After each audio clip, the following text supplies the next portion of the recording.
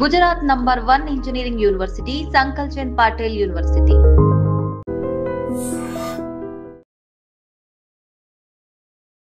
నమస్తే, welcome to I dream. ఈరోజు Trump and Putin ఇద్దరు భేటీ అయినరు. చాలా విషయాలు మాట్లాడినరు. ఎస్పెషల్లీ రష్యా ఏదైతే యుద్ధం చేస్తుందో ఉక్రెయిన్తోని దానికి సంబంధించి ఎక్కువగా మాట్లాడుకున్నట్టు ప్రస్తుతం అయితే మనకున్నటువంటి సమాచారం. ఒకసారి మాట్లాడదాం. బికాస్ నేషనల్ ఇష్యూస్ అన్నీ కూడా కరెక్ట్గా అనలైజ్ చేసి ఎవరైనా చెప్పగలుగుతారా అంటే ఫస్ట్ గుర్తొచ్చేది మనకు కాంగ్రెస్ వైస్ ప్రెసిడెంట్ అలాగే ఎక్స్ మినిస్టర్ పుష్పలీల గారు. మేడం మనతో పాటు ఉన్నారు. ఒక్కసారి మాట్లాడే ప్రయత్నం చేద్దాం. మేడం నమస్తే. నమస్తే. ఎట్లున్నారు మ్యామ్? ఫైన్ బేటా. యా మ్యామ్, మొత్తం ఇప్పుడు అందరు ప్రపంచ దేశాలందరూ కూడా ఎదురు చూస్తుంది ఏంటంటే ట్రంప్ అట్లాగే పుతిన్ భేటీ. దగ్గర దగ్గర గంటన్నర నుంచి 2 గంటల పాటు భేటీ జరిగింది. అది అమెరికాలోనే జరిగింది. ఏం డిస్కషన్ వచ్చి ఉంటుంది? ఏమన్నా పరిష్కారాలు వచ్చే అవకాశం ఉందా? లేదు. లేదా? లేదు.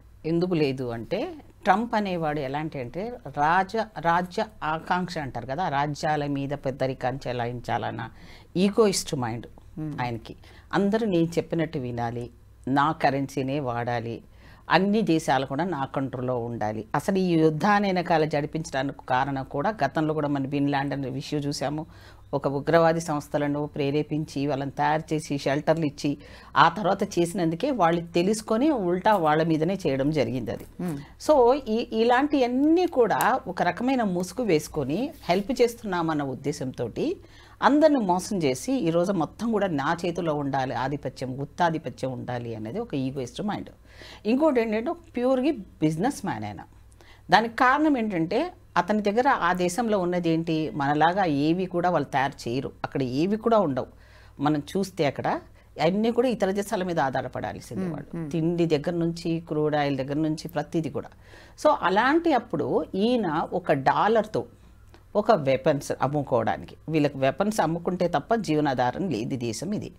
అలాంటి దేశము వాళ్ళకి అమ్ముడు పోవాలంటే ఏం చేస్తారు, ఉగ్రవాద సంస్థలు వాళ్ళు పురికొల్పాలి. సో వాళ్ళకి అమ్ముడు పోవాలి కాబట్టి పాకిస్తాన్ లాంటి వాళ్ళతో యుద్ధాలు చేయాలి. అయితే చైనాతో కొంచెం జాగ్రత్త వహిస్తున్నాడు. ఎందుకంటే చైనా ఇప్పుడు ఒక రకంగా మన టెక్నాలజీ పరంగా ఈరోజు అన్ని దేశాలను మించిపోయే స్టేజ్లో మనం ఉన్నాం. దానికి రాజీవ్ గాంధీ అప్పటి నుంచి కూడా ఐటీలు టెక్నాలజీ అవన్నీ కనుక్కుంది. అప్పటి నుంచే సెల్ ఫోన్లు కనుక్కోవడం టెక్నాలజీలు వచ్చింది. ఇప్పుడు వచ్చిన వాళ్ళంతా అకౌంట్లు వేసుకుంటారు కదా, అన్నీ కరెక్ట్ కాదు. అలాంటి దేశాలతో ఈరోజు మనం మాట్లాడాలని ఏ లెవెల్లో కూడా మనం ఎవరికి తగ్గకుండా ఈరోజు స్టిల్ మనం అభివృద్ధి చెందుతున్న దేశమైన ఇండియా, చెందుతున్న దేశం అంటే ఎప్పటికీ చెందుతూనే ఉంటాం. ఎందుకంటే మనం ఏది కూడా ఫుల్ ఫ్లెడ్జ్లో దాని మీద కాన్సన్ట్రేట్ చేసే పొలిటికల్ వ్యవస్థ లేదు. డెమోక్రసీ అనేది పేరే కానీ దీన్ని ఎట్టుబడితే అటు వాళ్ళ ఒక దాంతో వాడుకునే పొలిటికల్ లీడర్స్ పార్టీస్ ఉన్నాయి. కాబట్టి ఈ దరిద్రాలు మన దేశానికి, దానికి కులాలు మతాలు అన్ని దరిద్రాలు ఉన్నాయి. సో ఇప్పుడు ఏంటంటే రష్యా లాంటి దేశాన్ని పుతిన్లో పిలిపించుకొని ఆ రోజు కూడా ఇజ్రాయిల్ యొక్క ప్రధానమంత్రి ఆ పిల్లోని వాడిని పిలిపించినప్పుడు ప్రెసిడెంట్ సైన్యాధ్యక్షుల హోదాలో వచ్చినప్పుడు మాట్లాడినప్పుడు వాడిని డ్రెస్ గురించి కూడా కామెంట్ చేశాడు ట్రంప్. ఇదేం డ్రెస్ నువ్వు, ఇదేనా నువ్వు అని వాళ్ళని అంత హీనంగా మాట్లాడినప్పుడు ఆ పిల్లోడు ఏం తగ్గలేదు. వాడు చిన్న దేశం అయినా సరే కానీ టకాఫస్ సమాధానం చెప్పాడు. అది మా పర్సనల్, అది నీ డ్రెస్ కోడ్ ఉంటే నీ దేశంలో పెట్టుకో, అది నాకు అవసరం లేదు, నేను ఇలాగే మాట్లాడతాను అని చెప్పి వాడు రూడ్గా వాడి దగ్గర ఆన్సర్ ఇవ్వడం జరిగింది ట్రంప్కి. సో అట్లా ఇప్పుడు ఈ యుద్ధాలు ఎందుకోసం జరుగుతున్నాయి, ఒక దేశం లోపల ఏవైతే చాలా వరకు ముడి సరుకులు కానీ ఆ దేశంలో ఉన్న సంపద మీద కంట్రోల్ చేసుకోవాలని ఒక దేశం ఇంకో దేశాన్ని ఆ ప్రాంతాలను కబ్జా చేసుకోవాలన్న కోసమే జరుగుతున్న యుద్ధం ఇది. రష్యా అనేది మేబీ ఇజ్రాయెల్తో దీంతో చూసిన యుద్ధాలకు ఇంత కొనసాగించడం చరిత్రలో ఎప్పుడు జరగలేదు. మనకు చూడలేదు. ఇన్ని దాదాపు 1.5 year పైన అయిపోయింది, 2 years దగ్గరకు వస్తుంది. సో అక్కడ ఇది వరకు యుద్ధం చేస్తే ఎవరమన్నా ఒకరు ఐక్యరాజ్య సమితితో ఇన్వాల్వ్ అయ్యేది, కంట్రోల్ చేసేది, ఇలా చేయడం తప్పు అని. ఇప్పుడు ఎవరి కంట్రోల్లో ఎవరు లేకుండా పోయారు. ఇప్పుడు ప్రపంచంలో కూడా ఏదైనా ఇలాంటి విపత్తులు వచ్చినప్పుడు వరల్డ్ బ్యాంక్ నుంచి వాళ్ళకి ఆహార సదుపాయాలు కల్పించడం కానివ్వండి, వాళ్ళకి ఫుడ్ ఇప్పించడం కానివ్వండి, ఇవన్నీ అన్ని దేశాలు ఒకరికొకరు దేశాలు హెల్ప్ చేసుకుంటాయి. సో ఇలాంటిది కూడా వాళ్ళకి చెందనివ్వకుండా వీళ్ళకి ఒక పక్కన వన్ సైడ్గా సపోర్ట్ చేస్తున్నాడు ట్రంప్.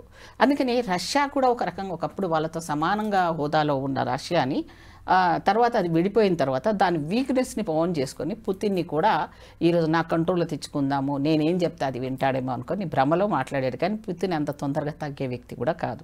అయితే వాళ్ళు అక్కడ వీళ్ళు తగ్గటం లేదు, ఇక్కడ ఈయన తగ్గట్లేదు. ఏ ప్రాంతాలు అయితే వీళ్ళు రష్యా వాళ్ళ తీసుకొని ఇజ్రాయెల్ని కంట్రోల్ చేసుకున్న కొన్ని ప్రాంతాలను ఉన్న ప్రాంతాలని అవన్నీ కూడా వీళ్ళ హ్యాండ్ ఓవర్లు చేసేసుకుందామని వీళ్ళు ఉన్నారు. మా ప్రాణాలు పోయినా పర్వాలేదు కానీ మేము ఆ ప్రాంతాలను హ్యాండ్ ఓవర్ చేయమంటున్నారు వాళ్ళు. సో ఇది చేయాలి అంటే అన్ని దేశాలు, అలీన దేశాలు అన్నింటినీ కూడా కంట్రోల్ ఉన్న ఏవైతే వీటో పవర్ ఉన్న దేశాలు, అలీన దేశాలు ఇవన్నీ కూడా కూర్చొని ఇది ఎక్కడైనా కూడా దీని ఇంపాక్ట్ అన్ని దేశాలు పడుతుంది. ఎందుకంటే గ్లోబలైజేషన్ అయిపోయింది. ఒకరి వరకు ఒకరికి మ్యూచువల్ అండర్స్టాండింగ్లో మనం అందరం ఒకరి దాని మీద ఒక టెక్నాలజీ పరంగా ఆధారపడుతున్నాం అన్నిటి. సో ఇది చాలా ప్రపంచానికి మంచిది కాదు అనే లెవెల్లో అణు యుద్ధాలు రాకుండా చూసుకోవాలి మనము అనేసి. అంటే పాకిస్తాన్ వాడు మనం ఏం చెప్తున్నాడు, మొన్న సింధు వాటర్ గురించి మీరు వాటర్ ఇవ్వకపోతే మీ బాంబు వేసేసి మిమ్మల్ని పేల్చేస్తాము అంటున్నాడు. ఎందుకన్నాడు? అసలు వాడు స్వయంగా శక్తి లేదు వాడికి. ఎక్కడికి పిలిపించుకున్నాడు ట్రంప్ వాడిని? అమెరికాకు పిలిపించుకొని వాడితో అక్కడ మాట్లాడిచ్చాడు మరి మన ఇండియా. ట్రంప్ కూడా చెప్పాడు కదా మ్యామ్, నేనే ఆపాను. అదే కదా సీజ్ ఫైర్. మోదీ ఆపాడా, ట్రంప్ ఆపాడా? అసలు మోదీకి మన దేశం యొక్క సార్వభౌమ అధికారంలో చొరబడి మాట్లాడే అధికారం వాడికి ఎక్కడికి? మనకు ఒప్పందాలు రాసుకున్నాము, ఏ దేశము ఇంకో దేశం ఆంతరంగిక విషయాల్లో కానీ యుద్ధ విషయాల్లో కానీ వెళ్ళకూడదు. ఇవి ఒక రూల్స్ ఉన్నాయి, ఫ్రేమ్ చేసుకుని ఉన్నాం. కానీ వీడు అన్నింటిలో ఏలబడతానంటున్నాడు. వీడెవడండి మనకు చెప్పడానికి? ఇప్పుడు మనం ఏం చేసాము, మనం కూడా చైనాతో మనకు ఎందుకు గొడవ? మనకి చైనాను మనం ఓన్ చేసుకోవాలి. వీడికి చైనా నచ్చదు, పాకిస్తాన్ నచ్చదు. అయితే అలాంటప్పుడు వాడు ఏం చేస్తున్నాడు తెలివిగా పాకిస్తాన్కి ఫ్రెండ్లీగా యాక్ట్ చేస్తున్నాడు. ఇప్పుడు చేసి నేనున్నాను, మీకు ఎన్ని వెపన్స్ కావాలంటే అన్ని ఇస్తానంటే మొన్న ఒక 5-6 వెపన్స్ ఇచ్చేశాడు. ఇచ్చితో హెల్ప్ చేస్తున్నామని చెప్పాడు. కానీ మన ముగ్గురు అమ్మాయిలు వెళ్ళి వీరవనితలు వెళ్ళేశారు. వాడు ఉన్న ఏదైతే ఆ భాండాగారం ఏదైతే ఉంటుందో అణు దాచుకునేవి స్థావరం అయితే ఉంటుందో దాన్ని నోటీస్ చేసి వేసేసాం మనం. దానికి నిజంగా మనం హ్యాట్సాప్ చెప్పాల్సింది మన దేశంలో ఉన్న అబ్దుల్ కలాం గారమ్మ.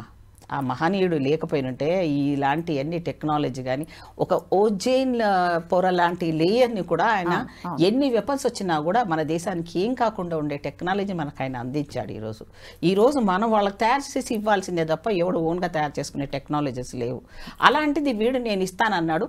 అందులో 5 ఇచ్చాడు, 5 స్మాష్ చేశాడని చెప్పేసి ఆర్మీ ఆఫీసులతో మన మోదీ చెప్పించాడు. కానీ నిన్న న్యూస్లో పాకిస్తాన్ వాడు మాట్లాడిన మాటల్లో కానీ లేకపోతే వాళ్ళ స్థావరాల మీద జరిగింది కప్పి మాకు ఒక వెపన్ మేము అసలు ఎగరవేనే లేదు, మాకేం డ్యామేజ్ కాలేదు, ఒక్కటి మాత్రం కొంచెం కొంత సైడ్లో ఇదేంది డ్యామేజ్ తప్ప మేము వెపన్సే వేయట్లేదు అని అంటున్నాడు. ఇతనెవరు మన దేశంలో ఇన్వాల్వ్ అయ్యి ఎందుకు? దానికి దారిద్ర్యం అంటే మనకి ఈ మోదీ వెళ్ళేసి ట్రంప్తో దోస్తాన్ని చేయడం. ఈ దోస్తానిలో ఏదో మామూలుగా ఫ్రెండ్షిప్లు చేస్తారు, వాణిజ్య పరంగా ఒప్పందాలు చేసుకోవడానికి చెయ్యొచ్చు. కానీ ఈయన విదేశాంగ మంత్రిని పక్కన పెట్టి ప్రధానమంత్రి విదేశాంగ మంత్రి పోస్టు నిర్వహిస్తుంటాడు. విదేశాల్లో తిరగడం కోసం ప్రధానమంత్రిని గెలిపించలే కదా మనము. ఈ దేశం యొక్క రైతులది, ఈ దేశంలో 2 లక్షల మంది ఎంప్లాయ్మెంట్ ఇస్తానన్నావు, ఈ దేశంలో ఎంతోమంది బేటీ పడావో బేటీ బచావో అని అన్నావు. ఏమి చేసావు రా బాబు అంటే ఏమీ లేదు. ఈ 11 సంవత్సరాల నుంచి దేశాన్ని ఆర్థిక వ్యవస్థను కుదేలు చేసి పడేశాడు. మన రూపాయి యొక్క విలువను పడిపోయిందని కారణం ఎవరు అంటే మోదీ. దానికి కారణం ఏంటి? పరిపాలనా వ్యవస్థ మీద దొంగ ఈవీఎంలతోటి ఈరోజు గెలుచుకొని రాజకీయంలో నేను కూడా గెలుస్తున్నాను ఎన్నిసార్లు అని చూపించుకుంటున్నాడు. అదే దాన్ని ఇప్పుడు మేము ప్రతిపక్షాలు ఉన్నాం, మేమందరం కూడా రాహుల్ గాంధీ ఫ్రంట్గా ఏర్పడిన మేమందరం ప్రతిపక్షాలన్నీ కూడా ఇప్పుడు అది బీహార్ దాంట్లో ఎలక్షన్స్లో చూపించడం జరిగింది. సుప్రీంకోర్టు కూడా ఆదేశాలు ఇవ్వడం జరిగింది. అవును ఇది కరెక్టే, ఫ్రాడ్ జరిగింది, బోగస్ ఓట్లు ఉన్నాయి, అలాగే 60 లక్షలు 65.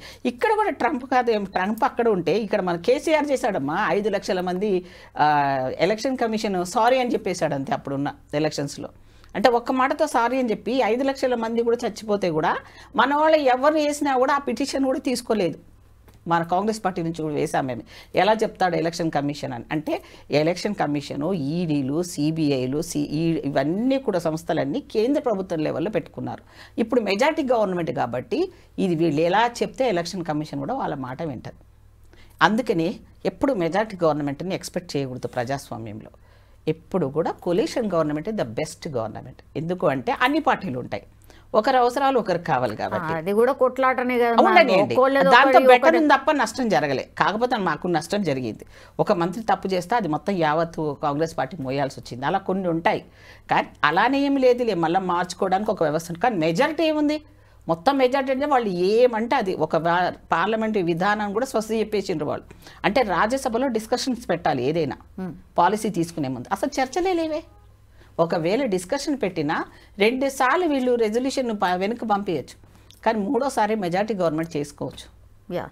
ఇప్పుడు ట్రంప్ పుతిన్ 3 నిమిషాలే మాట్లాడాడంట, తెలుసా మీకు? అది 3 నిమిషాల్లోనే నో అని వెళ్ళిపోయాడు అంతే. ఇంకా ట్రంప్కి అంతకన్నా అవమానం ఏముంది?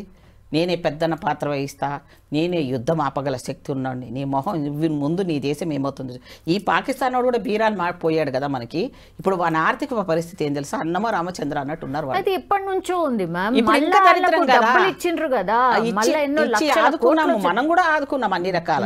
మనకెంత విపత్తు వాళ్ళు కల్పిస్తున్నా, ఎంత మన దాని మీద ఉగ్రవాద దాడులు చేస్తున్నా సరే, మన పార్టీ నుంచి వెళ్ళిపోయిన వాళ్ళు చాలా మంది మన ఇండియన్స్ అక్కడ ఉన్నారు, తెలుసు కదా.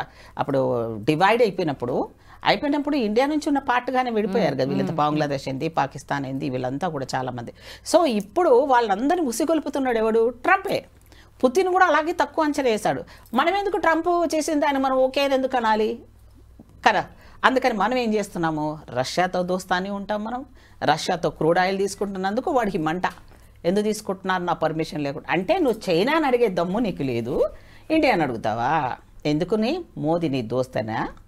అంటే నువ్వు ఎట్లా చెప్తే అట్లా నేను గెలిపించినందుకు ఆయన నీ కంట్రోల్లో ఉంటాడు, ఆయన తప్పులు నీ తప్పులు ఒకటే కాబట్టి నువ్వు ఈ భారతదేశాన్ని నాశనం చేయడానికి మీరిద్దరు ఒకటేయారా? సో ఇప్పుడు ట్రంప్తో డైరెక్ట్గా మాట్లాడే సత్తా కోల్పోయాడు. మరి అంటే ట్రంప్ 50% టారిఫ్ 50% వేస్తే మాట్లాడ్డా, కౌంటర్ అయ్యాడా ఒక ప్రధానమంత్రి? అంత ఇదిగా ఏముంది ఈయనకి మాట్లాడుకోవడానికి? వీసాల విషయం కావచ్చు, మన పిల్లల ఉద్యోగాల విషయం కావచ్చు, ఎంత అవమానం మన పిల్లలకి. ఇప్పుడు హోటల్స్లోనంట మన పిల్లలు మధ్యతరగతి వాళ్ళు, అమెరికా వెళ్ళిన పిల్లలు అప్పు చేసుకొని పోతున్నారు, పాపం పోయారు. వాళ్ళందరినీ కూడా హోటల్స్లో కూడా ఫొటోస్ తీస్తున్నారంట పిల్లల్ని. అంటే ఎక్కడ జాబ్ చేస్తే వాళ్ళని ఇంటికి పంపించాడు.